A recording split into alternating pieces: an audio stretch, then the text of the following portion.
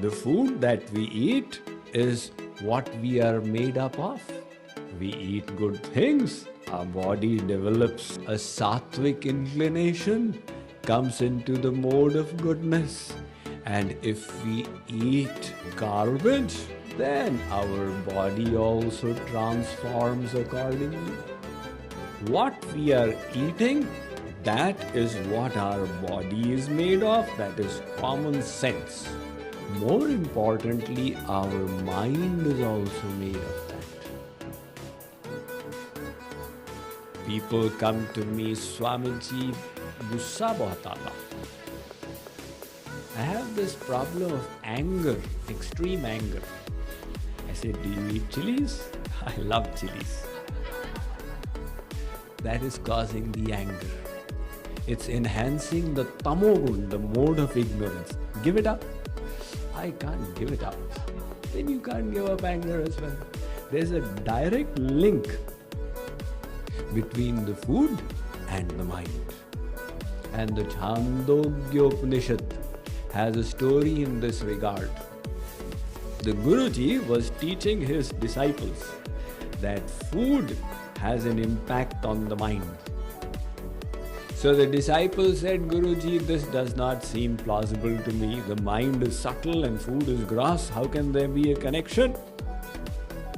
The Guruji said, all right, stop eating. He made him fast for 15 days. And he said, do you remember these mantras? So the disciple had forgotten all the mantras. He said, all right, now eat. He made him eat and he started remembering the mantras. He said, see, there is a link between the two. That is why the Vedas and the Bhagavad Gita repeatedly tell us it is important to understand the science of proper and healthy eating. Foods can in general be classified in the three modes: Sattvagun, Rajogun, Tamogun. Mode of goodness, mode of passion, and mode of ignorance. What are foods in the mode of goodness? These are the natural foods created by God for us humans. The grain, the dals, lentils, pulses and beans, the fruits, the vegetables, and all the products of the cow, all this is sattvic diet. When you take it properly, in moderation, it makes your body sattvic, brings it into the mode of goodness, makes your mind sattvic, peaceful, calm, composed. So this is sattvic diet. However, the same food, when you take it to the extreme, overcook it, too much of salt, or too much of chilies, or too much of sugar, or too sour, in other words, anything too much in it, then it becomes rajasic. It comes into the mode of passion. You are then eating to gratify the palate. You have to eat to live and not live to eat. But that is what we are doing in the mode of passion. So when we eat foods in the mode of passion, it sends the mind into a spin, enhancing the worldly aspirations, increasing the worldly desires to see, touch, taste, feel, hankering for worldly enhancement. That is the characteristic trait of the mode of passion. There is then the mode of ignorance, tamogun. So what is tamasic food? Food that has putrefied, that is stale, that is dry, that is addictive, and all the meat products. So all these meat products and eggs and fish, they are all included in the category of tamogun, foods in the mode of ignorance. So when we take such foods, the body and mind take on such a disposition. The nature of the mode of ignorance, tamogun, is it increases the tendency to violence, increases the anger, laziness, addiction, sleep. These are the traits. And increases in general the darkness of the soul. So, of course, the Vedic scriptures repeatedly say that don't take meat products.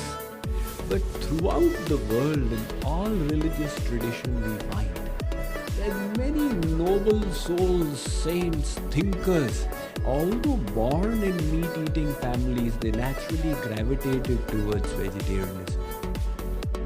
Whether it was in America, in England, etc., great thinkers, they naturally felt that, this is not in consonance, this diet, with my thoughts, so I'd rather take a vegetarian diet. That is why George Bernard Shaw had said, he was a vegetarian, he said, don't make your stomach a graveyard for animals. However, if we logic it out, God has designed this body for vegetarianism. See, the carnivorous animals, they have very short intestines because meat putrefies very rapidly. So if it remains for long, it will putrefy and then it will cause disease. So it has to be expelled quickly. That is why the intestines of non-vegetarian animals are very small, 3 times the body length. And the human intestines are 10 to 12 times the body length, the small intestines. So the food is going to remain in for so long that meat will putrefy. So medical statistics reveal that meat eaters have twice the risk of cancer compared to non-meat eaters. That's against the bodily design. And all this holy cow disease that spread, they were feeding beef to the cows. Now they're going against the design of God, and that was the cause. And apart from that, these carnivorous animals have sets of teeth. Planned accordingly, they've got a whole set out here of canines for biting and tearing that flesh. God has given us molars out here. He's not given canines all the way through. And then apart from that, these carnivorous animals have a higher level of acid in the stomach to digest that meat. Not we humans. It's not to that extent. And a very interesting characteristic you will notice is that all these meat-eating animals, when they drink water, they lap the water. And they regulate body temperature not by sweating, but through the tongue. And we humans, we don't regulate body temperature through the tongue, but through the pores. And we don't lap water, we suck the water. So all this is indicative that God designed this human body for vegetarianism. Apart from that, if we are killing animals, then the karmic reactions, we will have to bear them. You're taking life for yourself, you will have to face the karmic reactions. Now, Sri Krishna is going beyond. And he's saying even if you kill vegetables, even then you are indulging in sin. So he says that all right, vegetarian diet is fine, but even then, there has to be a proper way of doing it. Because life exists in various forms. The plants also have life.